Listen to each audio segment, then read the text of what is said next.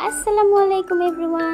Beauty গ্লাসেটের mocha brown and dark brown এই দুইটা শেড আমি সোয়াচ করে আপনাদের দেখাচ্ছি। এই দুটো শেড নিয়ে অনেকের ভিতরে কনফিউশন আছে, ইভেন আমিও কেনার আগে কনফিউশনে ছিলাম যে দুইটা কালার কেমন হয়, স্কিন টোনের সাথে যাবে কি যাবে না। লিপ লাইনারগুলো খুব তাড়াতাড়ি ড্রাই হয়ে যায়, এই ব্যবহারের আগে অবশ্যই লিপসকে ভালো করে ময়েশ্চার করে নেবেন। প্রথমে আমি মকা ব্রাউন শেড লিপসে সোয়াচ করে দেখাচ্ছি। এটা কিছুটা অরেঞ্জিশ টাইপের, বেয়ার ফেসে আমার কাছে এটা খুব ভালো লাগে না। মিডিয়াম স্কিন টোনের জন্য আমার কাছে মনে হয় যে মেকআপের সাথে এটা খুব সুন্দর মানিয়ে যায়। এরপর ডার্ক ব্রাউন শেডটা দেখাচ্ছি। এটা আমার খুবই পছন্দের একটা শেড।